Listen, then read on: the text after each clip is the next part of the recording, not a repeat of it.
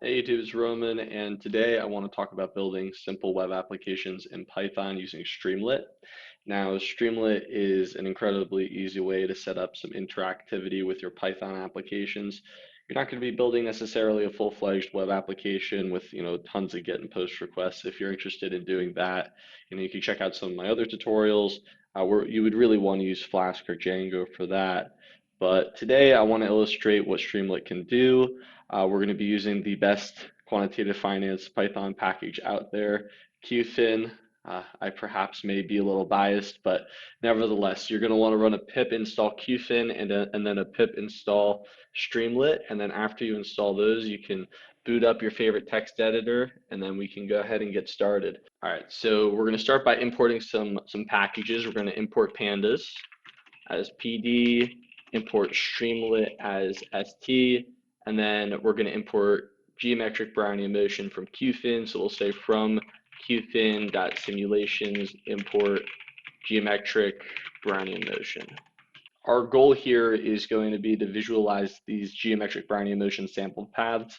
And we know that we have a couple of parameters to play around with, right? We can adjust the drift, we can adjust the volatility, the time to which we're simulating to, and all of these are going to be different aspects of the application that we can kind of tinker with using Streamlit.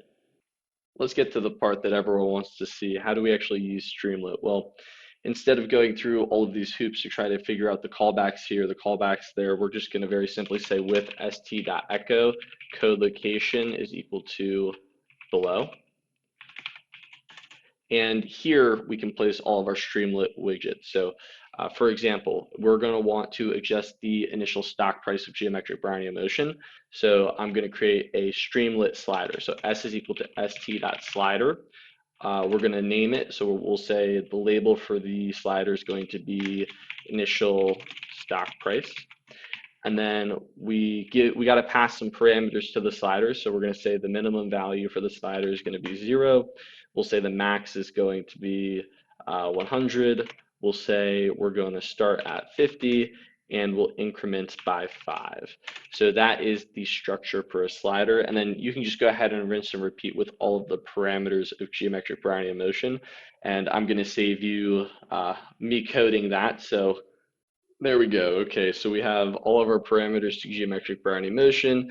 What we're going to do now is create a data frame to save each simulated path to. So we'll say chart data is equal to pd.dataframe.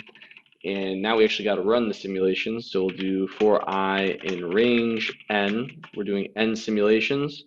And each column of our data frame is going to correspond to one sample path.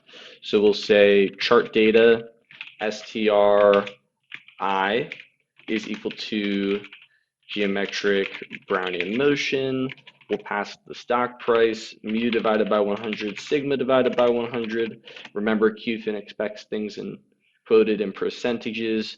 And then we're going to do 252 uniform time steps. So we'll do 1 divided by 252 and t divided by 12. And then we will retrieve the simulated path. We are just about ready to go with the Streamlit application. All we got to do now is add a line chart. We'll say st.lineChart, and we will pass the chart data. And that is it. We are now ready to launch our Streamlit application. Now head on over to your terminal and locate your folder that contains your Streamlit Python file. And to run your application, all you got to do is type Streamlit run and then the name of your Python file. So mine is streamlit example.py.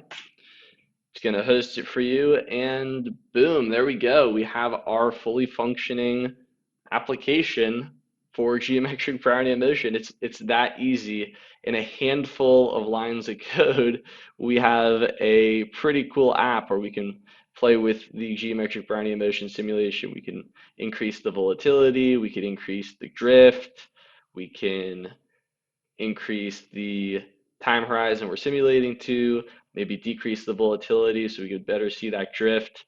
And we built a pretty responsive, interactive application in literally, I mean, what is this? Like almost 20 lines of code. It's pretty bananas. It's pretty cool.